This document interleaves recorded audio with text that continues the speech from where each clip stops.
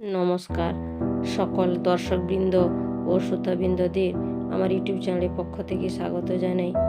আজকে একটি নতুন ভিডিও শুরু করছি। আশা করছি ভিডিওটি পুরোটা দেখলে ও শুনলে সবার ভালো লাগবে। বিশ্বের এক অবতার পুরুষ যীশু খ্রিস্টের 25 ডিসেম্বর জন্মদিনকে কেন্দ্র করে বড়দিনের শুভেচ্ছা জানাই সবাইকে, আর যিশুর চরণে জানাই প্রণাম। ঈশ্বরকে যারা ভালোবাসেন, ভগবান শ্রীকৃষ্ণকে যারা মনে প্রাণে শ্রদ্ধা ভক্তি করেন, তারা স্বয়ং ঈশ্বরের পুত্র যীশুখ্রিস্টকেও ভালোবাসবেন।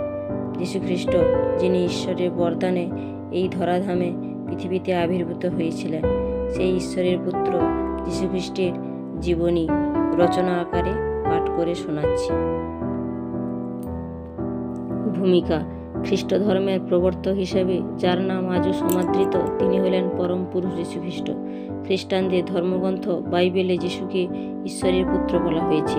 প্রভু যিশু প্রেমের বাণী প্রচার করে তিনি মানব জাতির পরিত্রাতা অর্থাৎ রক্ষাকর্তা রূপে খ্যাত হয়ে আছেন। জন্ম ও বংশ পরিচয়: প্রভু যিশুর 25 ডিসেম্বর প্যালেস্টাইনে বেথলেহেম শহরে এক আস্তাবলে জন্ম হয়েছিল, যা জেরুজালেম থেকে 10 কিলোমিটার দক্ষিণে পবিত্র ভূমির উর্বর চুনাপাথর পাহাড়ি দেশে অবস্থিত। প্রভু যিশুর পিতার নাম ছিল যোসেফ ও মাতার নাম মেরি।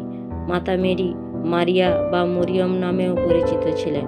যোসেফ ও মেরি মেষপালক ছিলেন, বহু কষ্টে তাঁর সন্তানকে লালন পালন করেছিলেন।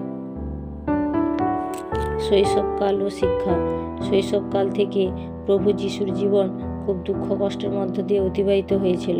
তিনি ছোটবেলা থেকে বিভিন্ন ধর্মগ্রন্থ পাঠ করতেন এবং প্রচুর জ্ঞান অর্জন করেছিলেন বহু ধর্মগ্রন্থের। তিনি ইহুদিদের উৎসব পালন করতেন। তিনি জেরুজালেমের ইহুদি মন্দিরে তীর্থযাত্রায় গেছিলেন। সেখানে তিনি পুরোহিতদের কর্তৃত্বে ছিলেন। তাঁর মানুষের প্রতি ভালোবাসা ছিল একমাত্র দিশা। বহু ধর্মগ্রন্থ পাঠের ফলে তিনি যে শিক্ষালাভ করেছিলেন তা মানুষের মধ্যে উজাড় করে দিয়েছিলেন। আদর্শ: প্রভু যিশু ছিলেন করুণার মূর্ত প্রতীক। তাঁর আদর্শ হলো মানুষের মধ্যে প্রেমের বাণী প্রচার করা। তাঁর ভাবগম্ভীর কণ্ঠস্বর, দিব্য দৃষ্টি ও প্রেমস্পর্শে লোকেরা মোহিত হয়ে যেতেন ও যিশুর শরণাপন্নে চলে আসতেন। এভাবে যিশু সকলের হৃদয় জয় করে নিতেন। দুঃখী অসহায় মানুষেরা যিশুর বাণী শুনতে তাঁর কাছে জড়ো হতেন। তাঁর উপদেশ ছিল সত্য কথা বলা, সৎ জীবনযাপন করা, ক্ষমা করা, ত্যাগ করা।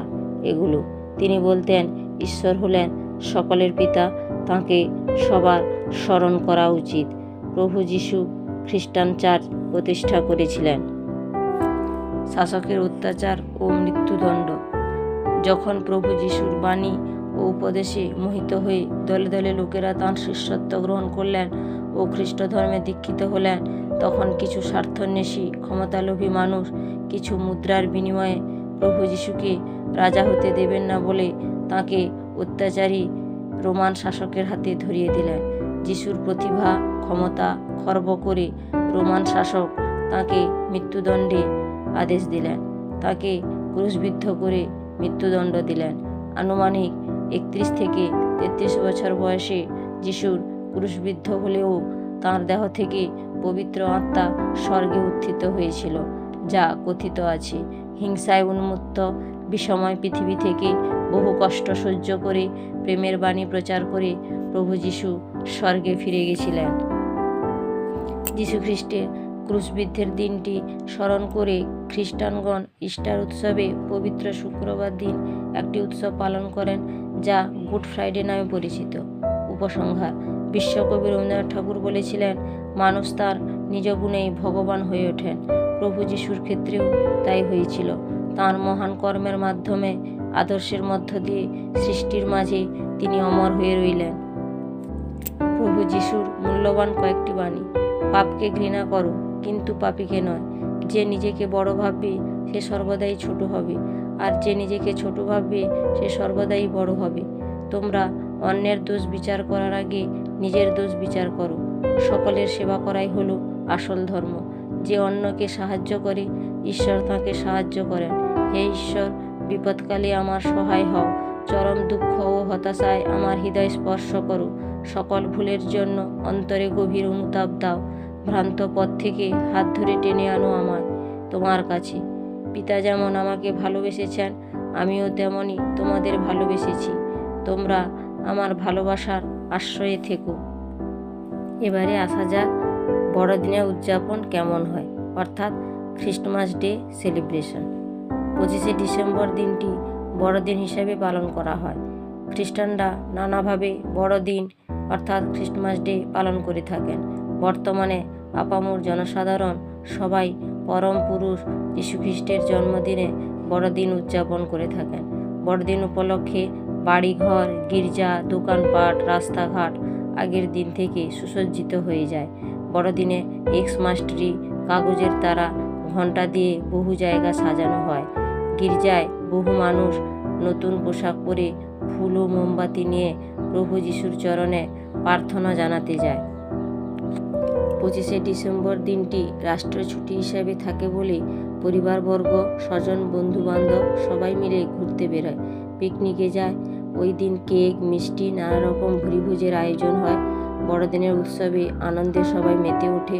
সব বয়সের মধ্যে সহানুভূতি, ভাব বিনিময়, ভালোবাসার আদান প্রদান চলে এই হ্যাপি খ্রিস্টমাস ডে কে কেন্দ্র করে। সব মিলিয়ে এক আনন্দ ঘনময় পরিবেশের সৃষ্টি হয় এই বড়দিনে। মাথায় লম্বা টুপি, কাঁধে ঝোলা ব্যাগ, এক মুখ সাদা দাড়ি, তুলতুলে লাল সাদা পোশাক পরে বড়লোকেরা সান্তা ক্লজ সেজে ছোটদের ব্যাগ থেকে বহু রকমের উপহার দেয়। বহু অসহায় গরিব মানুষদের হৃদয়বান ব্যক্তিরা অর্থ, পোশাক, খাবার দিয়ে সাহায্য করে থাকেন। ঈশ্বরপুত্র যীশুখ্রিস্টকে শ্রদ্ধা জানানোর জন্য ওই দিন রেডিও ও টেলিভিশনে খ্রিস্টমাস কেরল বাজানো হয়।